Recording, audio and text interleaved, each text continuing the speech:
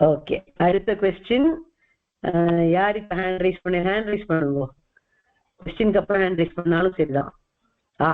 Confident hand rice. Okay அதுல உனக்கு next question. Nammalvar பாடின 4 பிரபந்தங்களுக்கு என்ன பேர்?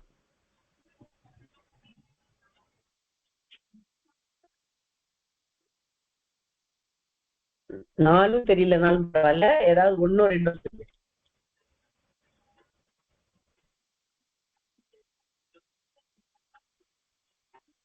கண்ணா சரி ஓகே. ஸ்ரீவல்லபன் நீ சொல்றியா?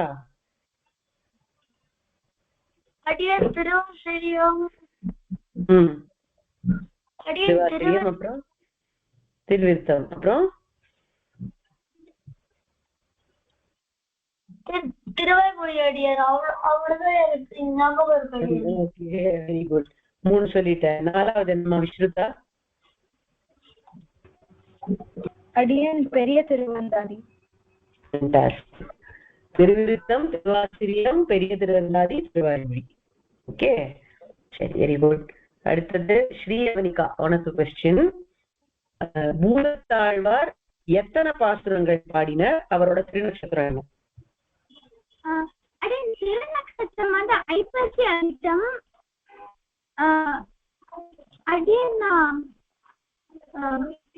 அந்த பேர் மட்டும் மறந்து போயிட்டேன். பேரை கேட்டேன், எத்தனை பாசுரம் பாடினா கேட்டேன்.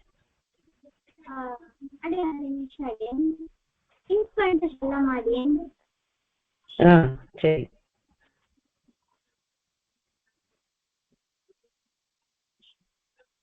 சரி இல்லைன்னா ஸ்ரீநிதி உனக்கு தெரிஞ்ச நீ சொல்லு. சொல்லு.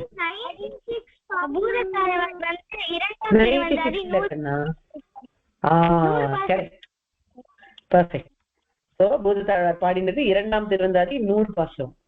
முதல் 3 ஆழ்வார்கள் 3 பேர் 100 பாசுரம் பாடினா. சோ அது ஈஸியா ஞாபகம் வச்சுக்கலாம். சரியா? Okay fantastic. இப்போ அடுத்த கொஸ்டின். இப்ப வந்து ஒரு கொஸ்டின் கேக்குறேன். திருமழிசை ஆழ்வாருடைய சிஷ்யனுக்கு என்ன பேர்? யார் சொல்ல போறேன்? கேசவ் நீ சொல்.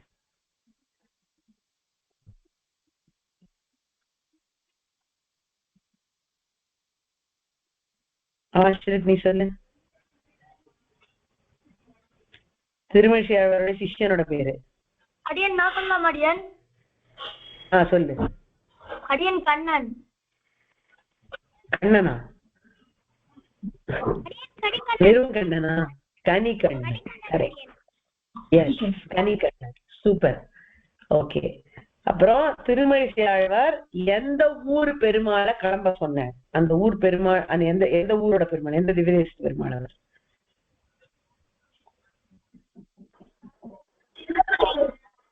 அனந்தன் சொல்லு. அனந்தன் சேஷஸ்ரீ.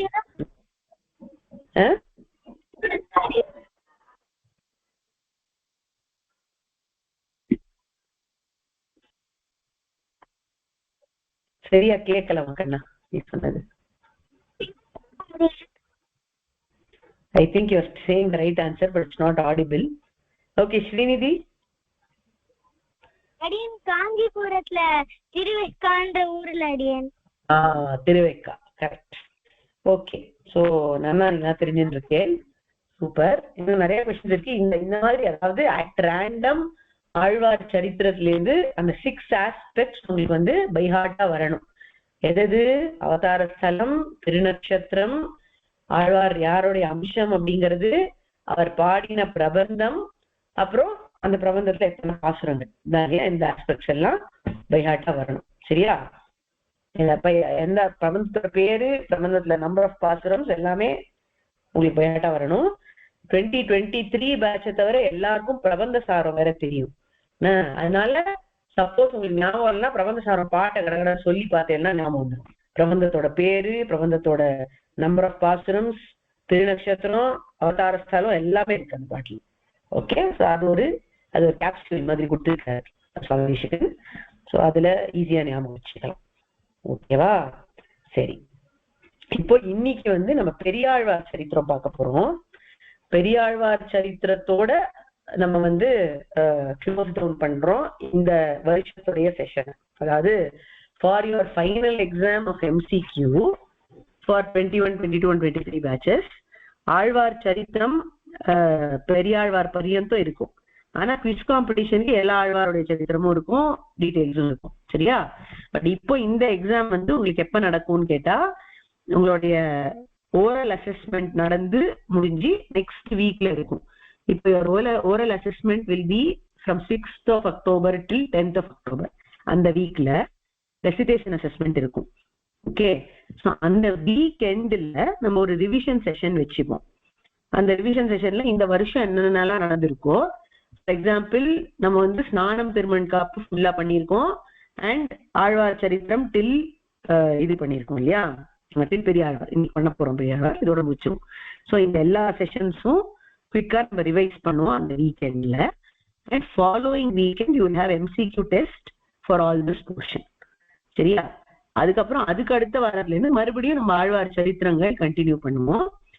ஆழ்வார் சரித்திரங்கள் ஃபுல்லாவும் பகவத் தியான சோபானம் மீனிங்கும் நம்மளுக்கு சம்பிரதாய மஞ்சரி குவிஸ் காம்படிஷன் ஆஃப் சங்கோஷ்டியில இருக்கு. அதுதான் போர்ஷன். இதை நம்ம அப்பயே அனௌன்ஸ் பண்ணிருந்தோம், but I think many of you might have forgotten. அதனால அதை ரிமைண்ட் பண்றேன். ஸோ இப்போ வந்து இந்த ஃபைனல் எக்ஸாம் போர்ஷன் இன்னையோட முடியுது. ஆனா அதுக்கப்புறம் நம்ம கண்டினியூ பண்ணுவோம் சங்கோஷ்டி குவிஸான போர்ஷன். சரியா? So let us get started with today's session.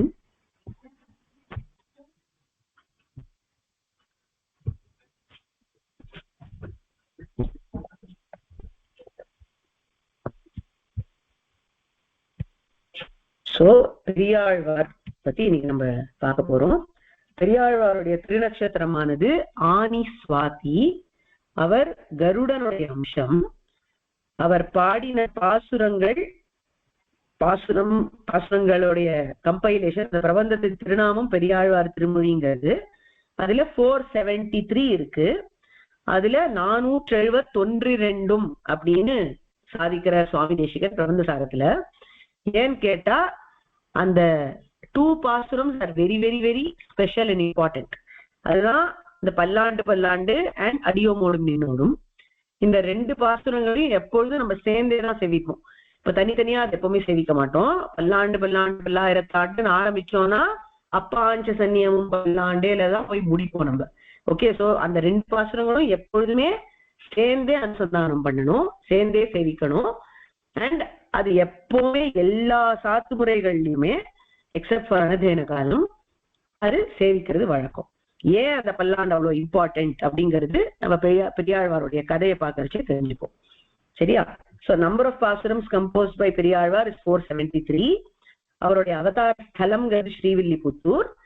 And அவர் பாடின பிரபந்தம் பெரியாழ்வார் திருமொழி. இப்போ இந்த பெரியாழ்வாருடைய சரித்திரத்தை நம்ம ஒரு வீடியோவா பார்ப்போம். அதுக்கப்புறம் அந்த வீடியோவை நம்ம டிஸ்கஸ் பண்ணலாம். ஒரே ஒரு நிமிஷம்.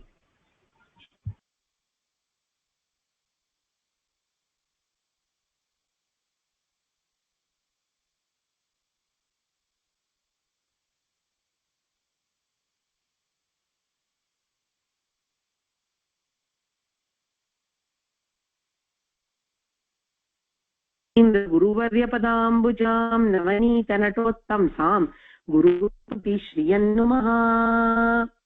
The story of Periyalvar. Alvars are saints who came down to this earth to show mankind the right path. They are believed to be incarnations of the divine ornaments and divine weapons of Lord Sriman Narayana. Some of them are also believed to be the incarnations of Nitya Suris, who are the celestials present in Sri Vaikuntha.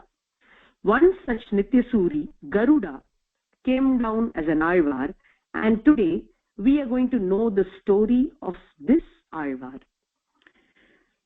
This incarnation happened in the township of Srivilliputtur, is present in Tamil Nadu. In the 47th year after the beginning of Kali Yuga, a devout couple lived in Srivilliputtur. They were Mukunda Bhattar and Padmavalli, and they were involved in divine service to the lotus feet of Lord Vatapatrashayi of Srivilliputtur. This pious couple was blessed with a male child in the month of Ani or Jeshta, when the star was Swati. They named this child as Vishnuchitta. Vishnuchitta means the one who always has Lord Vishnu residing in his thoughts. Very true to his name, this child grew up to be the one who always thought about the Lord.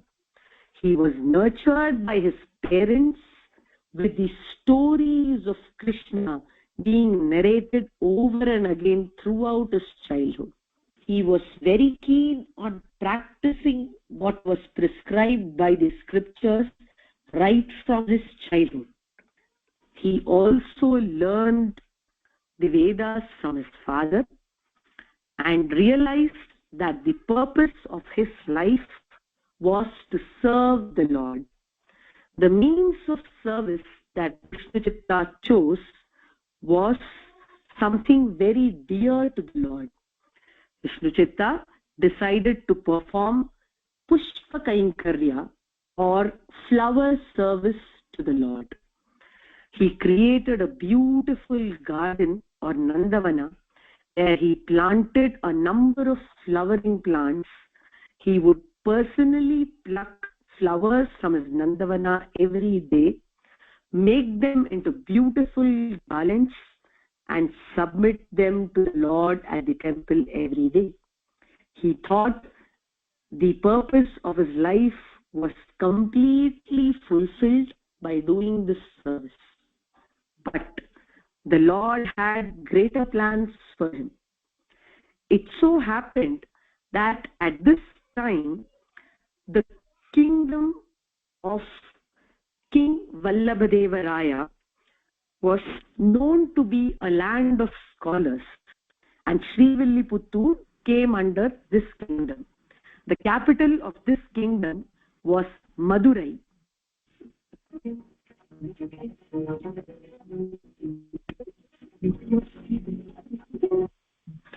And the king residing there was very interested in listening to debates of scholars.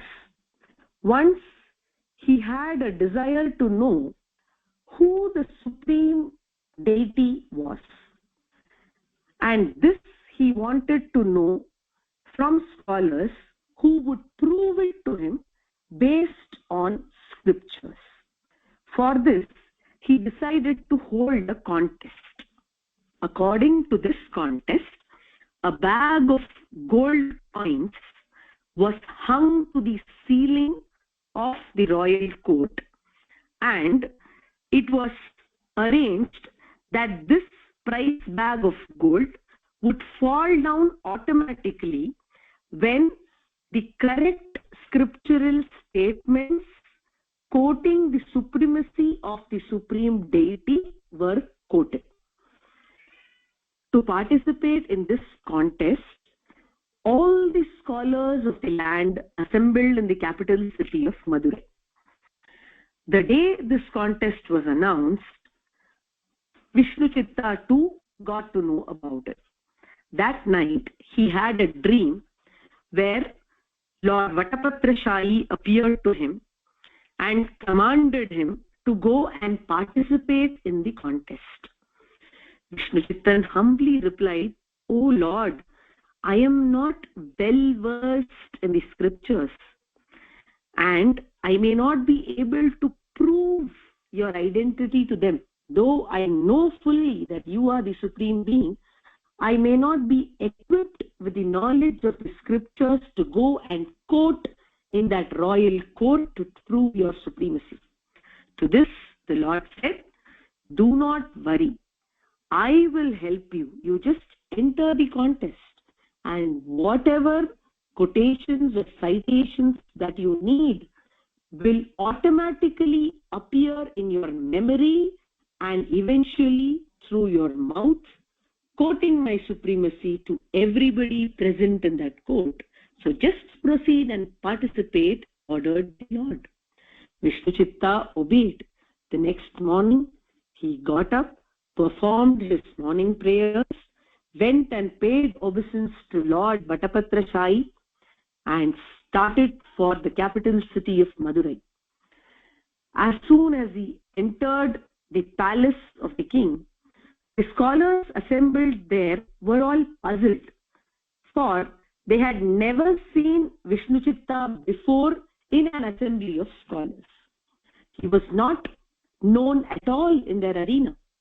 So some of them mocked at him, saying that this is an assembly of learned people and the common man has no place in this, so please go back.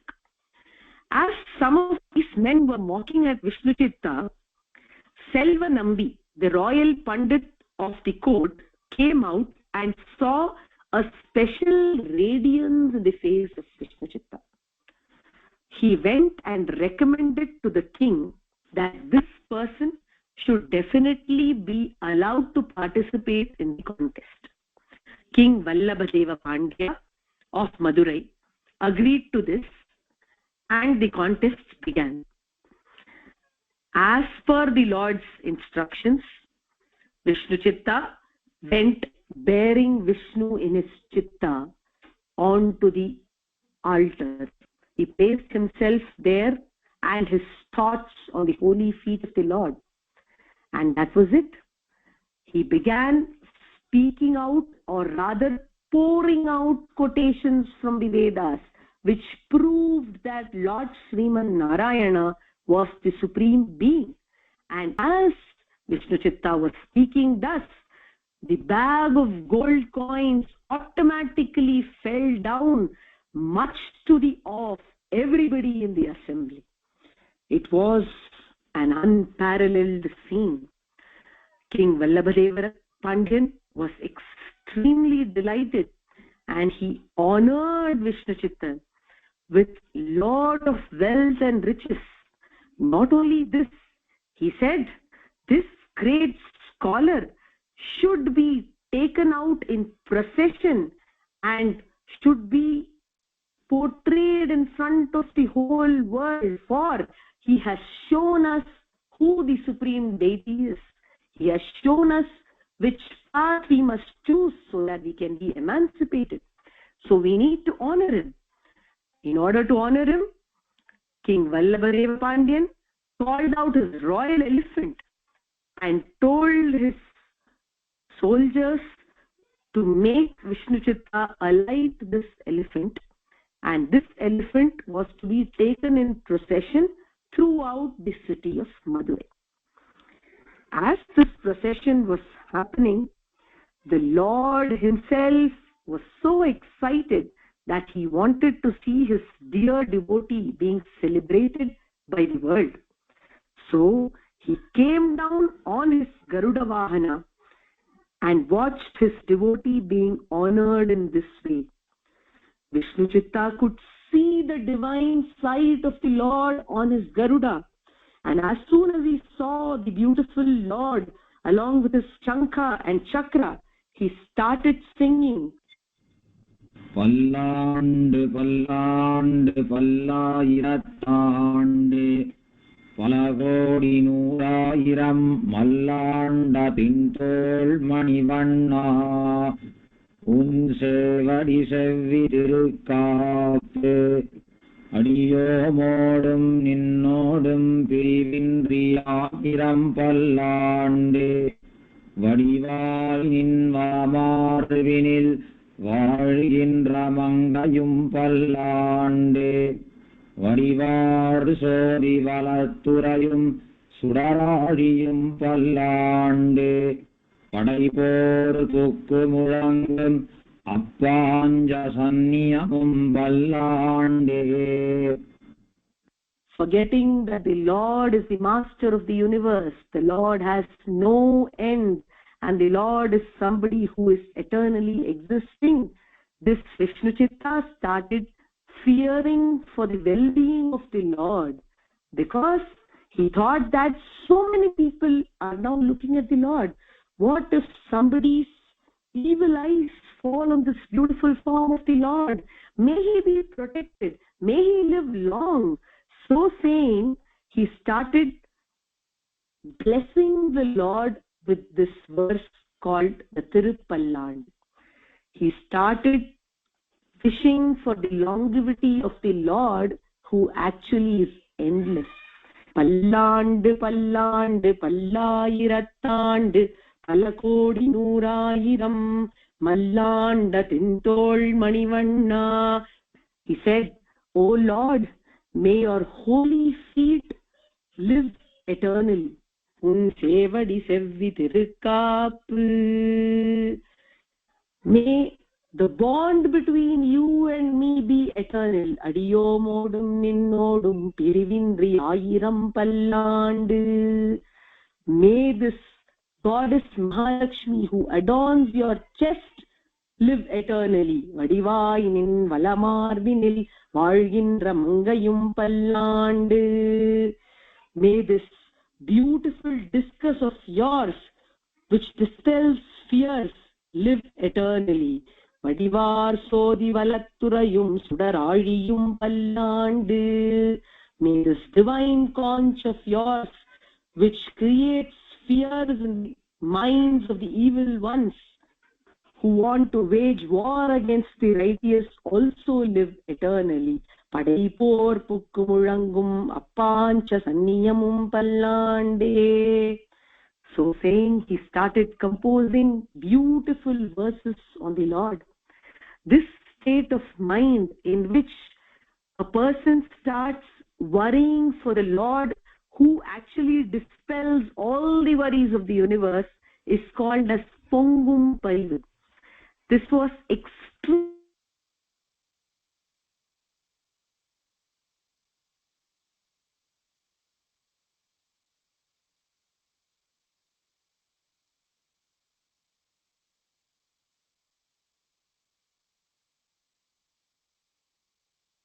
ஒரே நிமிஷம் wait பண்ணுங்க, மாமி join பண்ணுவா திருப்பி.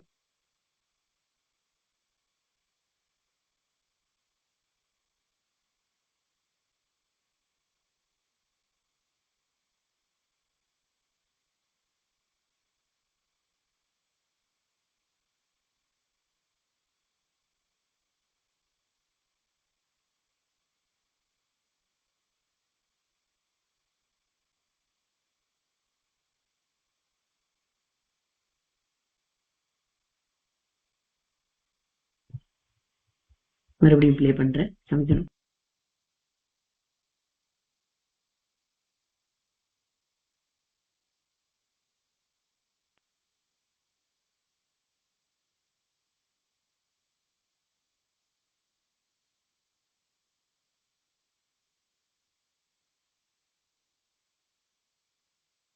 Made him feel like a mother of the Lord, so that he could bless him to stay protected. Because this Alvar, this Vishnu Chitta, had this kind of Pongum Parivu or motherly affection for the Lord, he became even elder to the Lord, and so is called as Periyalvar, the big one, because he thought that he was big enough to bless the biggest and mightiest of all. Continuing his outpourings in the motherly feeling, this Periyalvar composed the Periyalvar Tirumozhi, which has beautiful verses in the bhavam of Mother Yashoda. Starting from the birth of Lord Krishna, each and every aspect of the childhood of child Krishna is enjoyed by Periyalvar in his pasurams of the Periyalvar Tirumozhi. The Periyalvar Tirumozhi comprises of 473 verses, and about 3/4 of this Prabandham, the Periyalvar Tirumozhi, is about Lord Krishna's pastimes as enjoyed by Mother Yashoda. Apart from this, Periyalvar also has sung some pasurams where he sings about the Ramavatara, especially the episode when Hanuman meets Sita, giving her the signet ring of Rama. And here Alvar narrates peculiar incidents which have not even been recorded in the Valmiki Ramayana. In one of his verses, he says that Sita Devi is reminded by Hanuman of an episode where Sita Devi had tied the hands of Lord Rama with beautiful flower garlands. Such things were shown by the Lord especially to Periyalvar, and he has documented this for the purpose of divine experience by devotees who were to come later on. जय गो माता, जय गोपाल। आप देख रहे हैं गोकुल धाम गौ सेवा महातीर्थ झज्जर हरियाणा में, ये हमारा ICU वार्ड है। Also, many aspects of vairagya or renunciation have been quoted in the pasurams of the Periyalvar Tirumozhi. The importance of chanting the names of the Lord is emphasized very beautifully by Periyalvar. He says, Naranan tam annai naragam pugal. If a mother were to name her son as Narayana, and if she would keep calling out these names, then definitely she would never attain hell. Similarly, he would say, Oh Lord, I do not know if I can remember and chant your names at the end of my life. So, instead of thinking about you at the last moment, let me chant your names right now. Appoludai kippolude solli vaithen arangattaravane palliyane, he would say.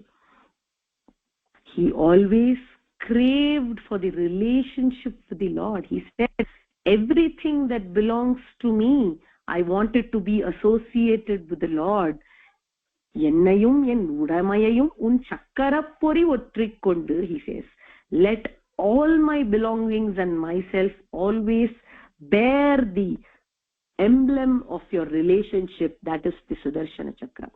Such was his attachment to the Lord. Such an attached Alvar, the Lord did not want to let go of at any time. So, he decided to bless Periyalvar with the position of being his father-in-law. Yes, Periyalvar became the foster father of Andal, who is known to be the incarnation of Bhuma Devi. And Lord Ranganatha came and married Periyalvar's daughter Andal, thus making Periyalvar his father-in-law, and Periyalvar in the true sense again, because Periyalvar means somebody who is elder to him, and a father-in-law is always elder in position to his son-in-law. In this case, the son-in-law is the Lord himself, and he has accepted this Alvar to be his father-in-law, thus making him Periyalvar. The greatness of Periyalvar is sung by Swami Vedanta Deshika in the Prabandhasaram as follows. Peraninda villi putturani tannil perinjodi tannil tondrum perumane munsiraninda pandiyan tannenju tannil tuyakkaramal parattuvattai tiramacheppi varanamel madurai valam varave வானில் mall கருட வாகனனாய் தோன்ற வாழ்த்தும் ஏரணி பல்லாண்டு முதற்பாட்டு 471 எனக்குதவு நீயே. Let us all know and sing the glory of Periyalvar and be blessed by the Lord eternally. Periyalvar திருவடிகளே சரணம்.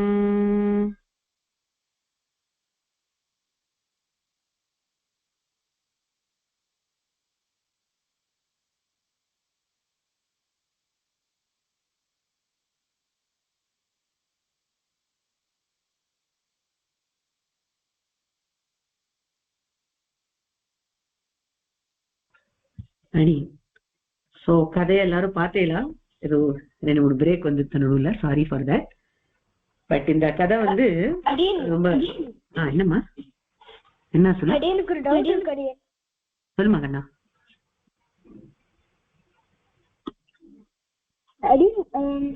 பெரியாழ்வார் வந்து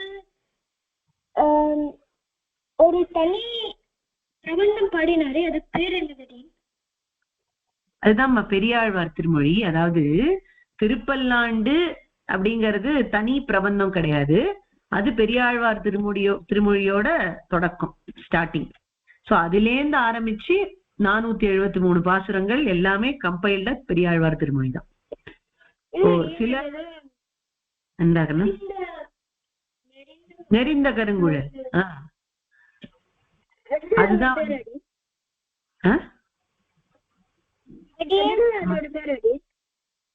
நடக்கனா அது அந்த பதிகத்தோட ஸ்டார்டிங். இப்போ நிறைய இந்த வீடியோல பாத்தீங்கன்னா நிறைய பதிகங்களோட ஸ்டார்டிங் வார்த்தைகள் இருக்கும். இப்ப வெண்ணெய் அலைந்த குலுங்கும் அப்படின்னா அது நீராட்டத்தோட ஸ்டார்டிங். நீராட்டம் இருக்கு இல்லையா உங்களுக்குலாம் சந்த சோ அது வெண்ணெய் அலைந்த குலுங்கும் அப்படின்னா நீராட்டத்துடைய ஸ்டார்டிங். அது அந்த மாதிரி நெறிந்த கருங்குழல் அப்படிங்கிறது அந்த கணையாழி கொடுத்த பதிகத்தினுடைய ஸ்டார்டிங். அது தனி பிரபந்தம் கிடையாது, அந்த பிரபந்தத்துல வர ஒரு தசகத்துடைய ஸ்டார்டிங். சரியா? அது 4ல 10 நினைக்கிறேன் கண்ணா. இல்ல 3ல 10, 3ல 10, 4ல 10 கரெக்டா பார்த்து சொல்றேன் உனக்கு. சரி ஓகே. இப்போ சரி கேட்டுருங்க டவுட் எல்லாம், அப்புறமா சொல்றேன். என்னம்மா டவுட்? ஃபாதர் நேமும் மதர் நேமும் ரிப்பீட் பண்ண முடியுமா? அவரோட ஃபாதர் நேமும் அதான் கேள்வி கேட்க போறேன்னா அடியன் ரிப்பீட் பண்ணல, யாராவது உங்க ஃப்ரெண்ட்ஸ் கேட்கறேன், அவ கரெக்டா சொல்றாளா பாக்கலாம், இல்லைன்னா யாருக்கும் தெரியல அப்படின்னு சொல்றேன். சரியா? ஓகே, இதுல இருந்தே ஆரம்பிக்கலாம். இப்போ யாரு பெரியாழ்வாருடைய திருத்தகப்பனார், அவரோட திருநாமம் என்ன? யார் ஆன்சர் பண்றே? ஸ்ரீவல்லபன் சொல்றியா?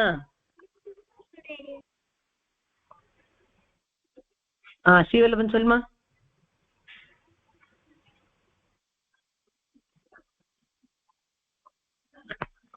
அடியன் எனக்கு ஞாபகம் வரல. அடியன் இல்லையா? கேசவ் ஞாபகம் இருக்கா? விஷ்ணுஜித்தன் பெரியாழ்வாரோட திருநாமம்பா. அவரோட அப்பாவுக்கு என்ன பேருன்னு கேட்கறேன். அவருடைய திருத்தகப்பனாருக்கு என்ன திருநாமம்? சாய் பார்கவி சொல்லு. ஹேண்ட் ரைஸ் பண்ணி சொல்லணும். சரியா? சொல்லு. இப்ப சொல்லு சாய் பார்கவி. சொல்லுமா சாய் பார்கவி, என்ன பேரு பெரியாழ்வாருடைய அப்பாக்கு?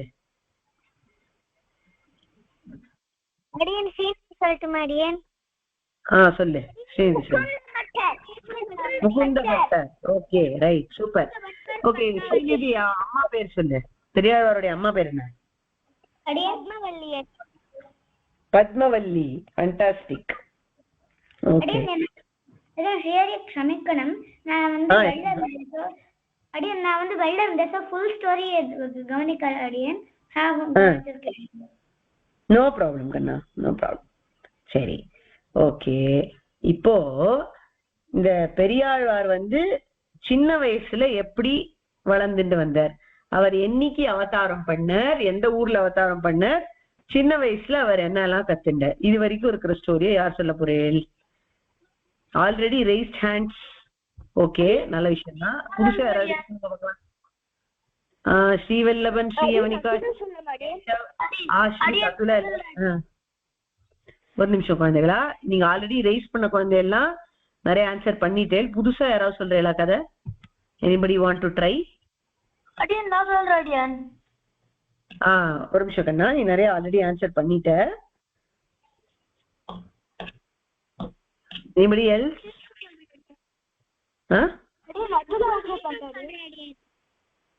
எல்லாருமே சொன்னவாளே தான் திருப்பி சொல்றேன். சரி பரவாயில்ல, சொல்லுங்க. ஓகே, இப்போ வந்து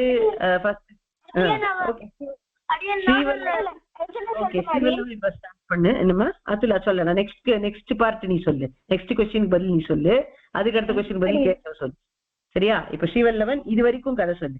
சைல்ட்ஹுட் ஆஃப் பெரியாழ்வார் வரைக்கும் என்ன இருந்ததோ அதை சொல்லி பார்க்கலாம். அடியன் ஃபர்ஸ்ட் பெரியாழ்வார் வந்து ஸ்ரீவில்லிபுத்தூர்ல பிறந்தார். அடியன் பெரியாழ்வார் வந்து விஷ்ணு பத்தி நினைச்சுட்டு இருப்பார். அடியன் அதுக்கப்புறம் பெரியாழ்வார் வந்து பூவெல்லாம் தொடுப்பார். அடியன் பெருமாளுக்கு அவரோட கார்டனே பண்ணிருக்கார். அடியன் சரி, அதுக்கு முன்னாடி என்ன சொல்லணும்? அவருக்கு என்ன திருநாமம் வச்சா? விஷ்ணு சித்தன் அடியான். விஷ்ணு சித்தன். ஏன் அப்படி வச்சா பேரு? ஏன்னா விஷ்ணு பத்தியே ட்ரீம் பண்ணிட்டு இருப்ப. விஷ்ணுவ தன்னோட சித்தத்துல எப்போன்னு வச்சுட்டு இருப்பார். சரி, ஓகே, சூப்பர். இப்போ பெரியாழ்வார் அவதாரம் பண்ணின திருநக்ஷத்திரம் என்ன? அப்புறம் அவரோட அவதார ஸ்தலம் என்ன? இந்த இந்த பார்ட் எல்லாம் ஸ்ரீவல்லபன் நீயே கவர் பண்ணி சொல்லிடும்.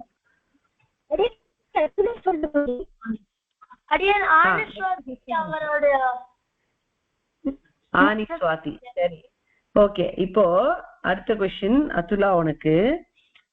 அவர் ரொம்ப ஹம்பிளா இருந்துன்றது, அதாவது அவர் உண்டு அவர் கைங்கரியம் உண்டு அப்படின்னு அவர் பண்ணிட்டு இருந்தார்.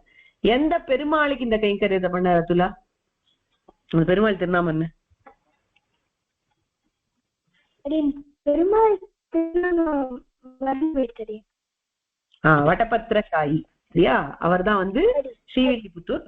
ஓகே, சோ அந்த பெருமாளுக்கு கைங்கரியம் பண்றது அதுவே அவருக்கு உத்தேசம் நினைச்சுட்டு இருந்த. வேற எதுவுமே வேண்டாம் லைஃப்ல, ரொம்ப சௌக்கியமா இருக்கு, ரொம்ப சாட்டிஸ்ஃபைங்கா இருக்குன்னு தான் வாழ்ந்துட்டு இருந்த. அந்த சமயத்துல அந்த மதுரையில என்ன நடந்தது, மதுரையில இருந்த ராஜா பேர் என்ன, அதுக்கு அந்த நிகழ்ச்சி என்ன, பெரியாழ்வார் அதுக்கு எப்படி ரியாக்ட் பண்ண, அது வரைக்கும் சொல்லு அதுல.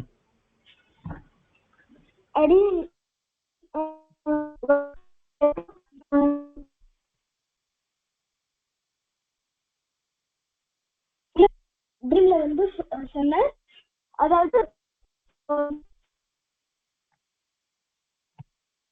அதுல நீ சொல்றது கேட்க மாட்டேங்குது. அதுல நீ சொல்றது சரியா கேட்கலமா? கேட்கல. அடியே மியூட் பண்ணிக்கிறேன், அப்புறம் நீ திருப்பி இப்போ கேட்கறதாங்கிற கொஸ்டின் கேட்கறது. அடியே மியூட் பண்ணிக்கிறேன், அப்புறம் மறுபடியும் சொல்லாது.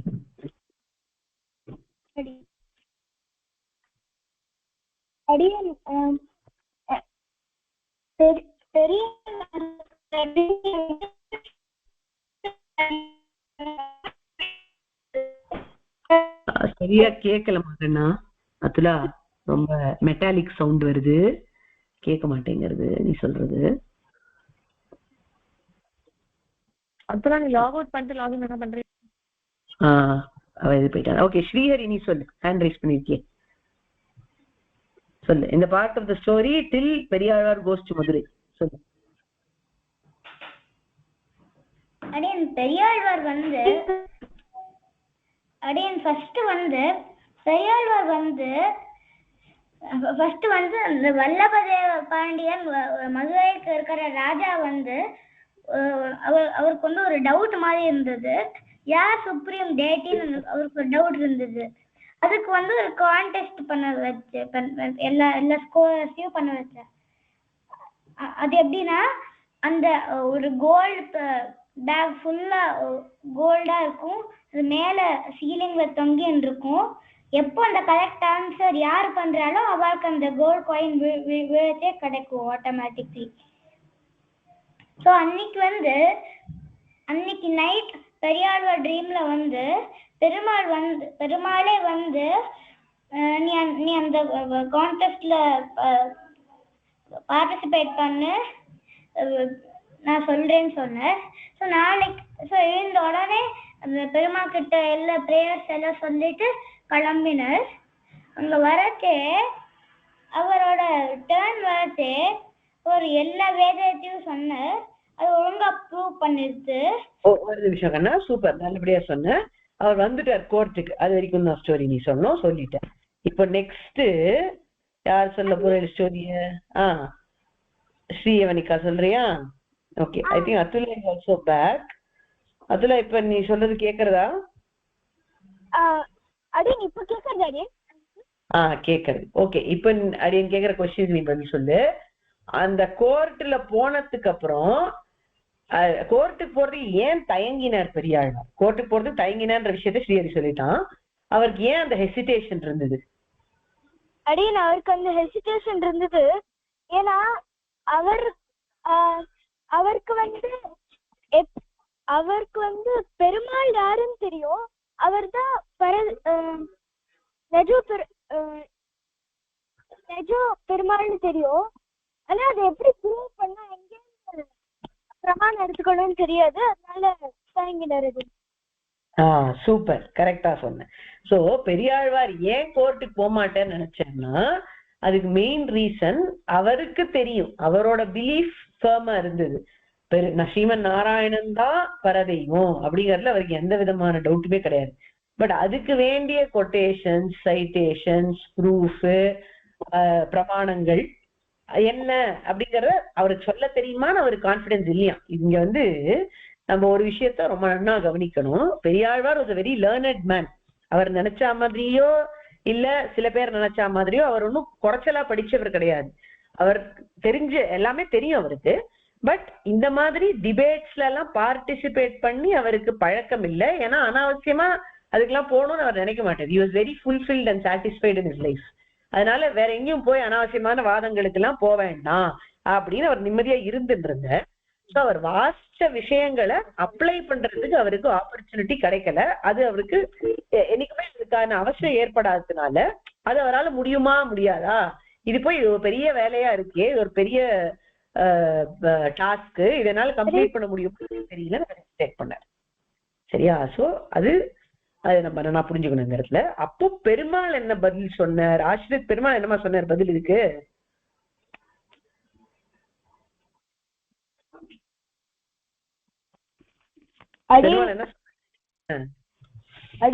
பெருமாள் வந்து சொன்னார், நீ வரல அந்த கான்டெஸ்ட் அப்படின்னு வந்து மெமரியில வந்து அப்படியே நான் வந்து அது எல்லா கோட்டேஷன்ஸையும் வந்து இது அட்டாச் பண்ணிடுறேன்னு வந்து சொன்னேன். நீ வரல வந்து ஜாயின் பண்ணி நாளா பாத்துக்கிறேன்னு வந்து சொன்னார் அப்படின்னு. ரைட், அதுதான். சோ பெருமாள் கொடுத்த கைடன்ஸ் என்னன்னா, நீ அங்க போ, வேண்டியதை நான் உனக்கு கொடுக்கறேன் அப்படின்னு. இதனாலதான் நீங்கெல்லாம் பெரியாழ்வார் திருமொழி தனியன் சேவிக்கிறது இல்லையா, அதுல வேண்டிய வேதங்களோதி அப்படின்னு ஒரு ஃப்ரேஸ் வருது. சோ அதனுடைய இம்ப்ளிகேஷன் இதுதான். வேண்டிய வேதங்களோதினா என்னன்னா, அந்த relevant Vedic passages which prove that Shriman Narayana is the supreme entity, அத வந்து பெரியாழ்வாருக்கு அந்த ராயல் கோர்ட்ல ஸ்புரிக்கும்படியா, அவருக்கு அந்த சமயத்துல ஒரு ஸ்லாஷ் ஆகும்படியா பெருமாள் பண்ணினார். எப்பவுமே இந்த அனுகிரகம் நமக்கு ரொம்ப முக்கியம். Why I am emphasising on this point is, many a times நம்மளாம் என்ன பண்ணுவோம், எக்ஸாம்க்கு ஒரு மாதிரி படிச்சிருப்போம், ஆனா திடீர்னு நம்மளுக்கு போய் ஏதாவது விஷயம் ஞாபகம் வராம இருக்கிறதுக்கும் சான்ஸ் இருக்கு. அப்பதான் நம்ம வந்து பெருமாளை வந்து நினைச்சுக்கணும், பெருமாள்கிட்ட பிரார்த்திச்சுக்கணும். இந்த மாதிரி பெருமாளே எது நல்லதோ, எது ரெலவெண்டோ, எது கரெக்டோ அதை ஸ்புரிக்க பண்ணுங்கோ அப்படின்னு நினைச்சிட்டோம்னா, பெரியாழ்வாருக்கு அன்னைக்கு எப்படி வேண்டிய வேதங்களோதையும் பெருமாள் பண்ணி கொடுத்தாரோ அந்த மாதிரி நம்மளுக்கு பண்ண வைப்பேன். பட் அதுக்கு பேசிக்கா நம்ம பண்ண வேண்டிய வேலையை பண்ணணும், நம்ம போட வேண்டிய எஃபர்ட்டை போடணும், படிக்க வேண்டியதை படிக்கணும். அது ரொம்ப முக்கியம். பெரியாழ்வாரும் நன்னா வேதங்கள்லாம் ஓதி இருந்தார், அவருக்கு தெரியும் எல்லாம். பட் அந்த சமயத்துல what was relevant, what was to be presented occurred to him in thought with the grace of Perumal. சரியா? சோ அது வந்து ரொம்ப முக்கியம். அதுதான் இந்த ஸ்டோரி நம்மளுக்கு காட்டுறது. நிறைய வெர்ஷன்ஸ் ஆஃப் த ஸ்டோரியில பெரியாழ்வார் ஒண்ணுமே படிக்காதவர், அவர் வந்து அவருக்கு எதுவுமே தெரியல, ஆனா பெருமாள் வந்து டைரக்டா அந்த இடத்துல ஞானத்தை கொடுத்துட்டார் அப்படின்ற மாதிரி சில வெர்ஷன்ஸ்லாம் you may come across. That is not right. ஏன்னா சுவாமி தேசிகன் பெரியாழ்வாரை பத்தி கல்பசூத்திர வியாக்கியாதா அப்படின்னு எடுக்கிறார் ஸ்ரீமத் ரகசிய சாரத்துல, அப்புறம் மற்ற கிரந்தங்கள்ல எல்லாம். சோ கல்பசூத்திரம் அப்படிங்கிறது ஒரு பெரிய டெக்ஸ்ட், அதுக்கே வியாக்கியானம் எழுதுற அளவுக்கு ஆழ்வாருக்கு நாலேஜ் இருந்திருக்கு. வெரி லேர்னட் மேன் அப்படிங்கிறது இட்ஸ் அ ஃபேக்ட். பட் அவரோட லேர்னிங்கோட இம்ப்ளிமெண்டேஷனை பெருமாள் அந்த இடத்துல பண்ணி வச்சார் அப்படிங்கிறத நம்ம ஞாபகம் வச்சுக்கணும். Okay, coming back to the story. Next question ஸ்ரீவனுக்கு அன்மியூட் பண்ண, இந்த கேள்விக்கு நீ பதில் சொல்லு. இப்போ அந்த அவர் வந்து பிரசன்ட் பண்ண உடனே என்னாச்சு அப்படிங்கறத சொல்லு. அங்க யானையில ஏத்தின வரைக்கும் சொல்லு. அவர் வந்து ராஜா வந்து அவ சோல்ஜர்ஸ்ல ஆர்டர் பண்ணாரு, இவர் வந்து இந்த வேர்ல்டுக்கு காமிக்கணும், அப்புறமா வந்து இவர் வந்து இவரோட ஞானம் வந்து எல்லாருக்கும் காமிக்கணும்னு சொன்னாரு. அப்ப வந்து அவர் வந்து சோ ராஜா வந்து என்ன பண்ணிட்டாருன்னா, அவரை வந்து யானை மேல வந்து ஏறி அந்த சிட்டியை சுத்தின்னு வந்தா. அப்ப வந்து இதுக்கு முன்னாடி இந்த பாட்டு ஸ்டோரி சொல்லு. அவர் வேதத்தெல்லாம் சொன்ன உடனே என்னாச்சு? கரெக்ட் வேதத்தை கோட் பண்ண உடனே என்னாச்சு? வேதம் வந்து அவர் கரெக்ட் வேதம் சொன்னானே அவருக்கு அதுக்கு வந்து என்ன ஆச்சுன்னா அந்த that cloth with golden coins வந்து அப்படியே விழுந்துருச்சு. அதுல வந்து அந்த ராஜா சொல்லியிருந்தா யாரோட சொல்லுறது வந்து கரெக்டா இருக்கோ அப்பதான் வந்து கோல்ட் காயின் வந்து கீழே கோல்ட் காயின் கிளாத் வந்து கீழே விழும்னு. சோ இவர் வந்து சொல்லினோடனே அது வந்து கீழே விழுந்துருச்சு. ஓகே சூப்பர், தேங்க்யூ, கரெக்டா சொன்ன. இது வெயிட் பண்ணு, ஒரே நிமிஷம், ஒரு டிஸ்கஷன் இருக்கீங்க. இப்ப இது மேஜிக் மாதிரி இருக்கே, இதெல்லாம் பாசிபிளா இங்க நம்மளுக்கு நம்புற மாதிரியா இருக்குது? ஏதோ யாரோ ஏதாவது சொன்னா அப்படியே பேக் ஆஃப் கோல்ட் காயின்ஸ் வந்து அருந்து விழுமா அப்படின்னு கேட்டா, அந்த காலத்துல இதெல்லாம் நடந்திருக்கு. ஆழ்வார்கள் இருந்த காலத்துல ஆல் தீஸ் திங்ஸ் ஆக்சுவலி ஹேப்பன்ட்னு தெரியாது. இப்ப குலசேகர ஆழ்வார் கதையில நம்ம பார்த்தோம், ஒரு பாட் ஆஃப் பாய்சனஸ் ஸ்னேக்ஸ் உள்ள அவர் கைய விட்டார் அப்படின்னு. ஆனா அந்த பாம்பெல்லாம் அவரை கடிக்காம வெளியில வந்தது, ஏன்னா அவர் சொன்னது சத்தியங்கிறதுனால. அந்த மாதிரி இந்த கிழி அறுத்தான், முன்னால் கிழி அறுத்தான் என்றுரைத்தோம் அப்படின்னு சொல்றோமோ இல்லையோ தனியன்ல, அந்த மாதிரி இந்த கிழி அறுக்கிறது அப்படின்னு ஒரு சிஸ்டம் இருந்தது அந்த காலத்துல. யாராவது சொல்றது சத்தியமா இருந்ததுன்னா அந்த பேக் ஆஃப் காயின்ஸோ இல்ல bag of whatever items that is being hung will fall down on its own அப்படின்னு ஒண்ணு இருந்துதான். அந்த அளவுக்கு சத்தியத்துக்கு கட்டுப்பட்டு சில விஷயங்கள்லாம் அந்த காலத்துல மிராக்குலஸா நடந்திருக்கு அப்படிங்கிறது நம்ம ஹிஸ்டரியில படிக்கிறச்சே தெரியாது. There are many instances like this. இப்ப ஒரு விஷயத்த ப்ரூவ் பண்றதுக்கு இந்த மாதிரி விஷப்பாம்போட இதுல கைய விடுறேன் அப்படின்னு சொல்றதோ, இல்ல நான் போய் இந்த நதியில நிக்கிற அதை மூழ்கடிக்காம இருக்கட்டும் அப்படின்னு சொல்றதோ, இதெல்லாம் வந்து அந்த சபதங்களுக்கெல்லாம் அந்தந்த விஷயங்கள் கட்டுப்பட்டு இருந்திருக்கு. எல்லாமே பெருமாளோட சங்கல்பம் தான். இப்ப என்ன மேஜிக்கலா அந்த பாட்டுக்கு மேஜிக் பவர்ஸ் இருந்தது அப்படின்னு அர்த்தம் கிடையாது. பெருமாளுடைய சங்கல்பம் அது ரைட்டா இருந்தா அந்த மாதிரி அந்த பேக் கீழே விழுந்து அது உலகத்துக்கு ஒரு ப்ரூஃபா இருக்கணும் அப்படின்னு பெருமாள் வந்து விஷ் பண்ணியிருக்காரு அந்த இடத்துல. அதனால அந்த மாதிரி நடந்தது அப்படிங்கறத புரிஞ்சுக்கணும். நம்மளுக்கு அது பிராக்டிகலி காம்ப்ரிஹெண்ட் பண்றது கொஞ்சம் கஷ்டமா இருக்கும். But such things use to happen and exist before. So அதெல்லாம் வந்து ஏன்னா அவ்வளோ சத்தியம் பேசுறவா, அவ்வளோ உண்மையான மனுஷா, அவ்வளோ டிவோஷனோட இருந்த மனுஷா அந்த காலத்துல இருந்தா. So because of the greatness of people who existed in those times such miracles could happen அப்படின்னு தெரியாது.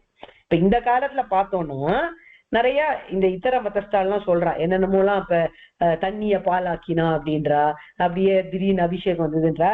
Maybe you might have heard of many such miracles.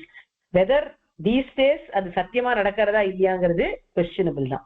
ஆனா ஆழ்வார்கள் காலத்துல இந்த மாதிரி குடப்பாம்பில் கையிடுறது, கிழி அறுக்கிறது, இந்த மாதிரி மேஜிக் மிரக்கிள்ஸ் எல்லாம் நடந்தது சத்தியம். ஏன்னா ஆழ்வார்களுடைய பக்தி அப்படிங்கிறது அப்படி இருந்தது. அதனாலதான் அவர்கள் ஆழ்வார்கள்னு பேரு. அவ்வளோ ஆழ்ந்த பக்தி அவளுக்கு that it could even create miracles to happen அப்படிங்கறத இங்க தெரிஞ்சுக்கணும். I think we are running out of time ன்னு நினைக்கிறேன். 7 மணிக்கு வேற உபன்யாசம் இருக்கு. எனிவேஸ் இத குயிக்கா சொல்லிடுறேன். அடியன் நம்ம இந்த பார்க்கலாம். நம்ம அடுத்த வாரம் செஷன் வச்சுக்க முடியாது. Maybe we'll have one more session to probably discuss and revise on 21st if possible. 21st. So இன்னும் 3 minutes தான் இருக்கு. இதோட நம்ம செஷனை முடிச்சுக்கிட்டேன். அடுத்த உபன்யாசம் ரெஸ்ட் ஆஃப் த ஸ்டோரி, அதாவது பெரியாழ்வார் இப்போ யானை மேல ஏறிட்டார், அதோட கதையை வச்சுப்போம். அதுக்கப்புறம் இருக்கிற பார்ட் ஆஃப் த கதையை we will discuss on September 21st class. சரியா? அப்போ ஒரு கிளாஸ் வச்சுக்கலாம் before we close down. Story will be Periyalvar only, வேற இல்ல. அதான். அப்புறம் அதுலா நீ கேட்ட கொஸ்டினுக்கு நெறிந்த கருங்குழல்வாய் 3.10 3ஆம் 10 10ஆம் தசம். சரியா? அடி சரி, இப்ப இதோட நம்ம செஷனை க்ளோஸ் பண்ணிக்கலாம். வேற ஏதாவது டவுட் இருந்தா நோட் பண்ணி வச்சுக்கோங்க. 15 days கழிச்சு நம்மளுக்கு இன்னொரு செஷன் இருக்கும், அப்போ டிஸ்கஸ் பண்ணி. அடி தன்யாஸ்மி. ஜெய் ஜெய் ஸ்ரீ கிருஷ்ணன்.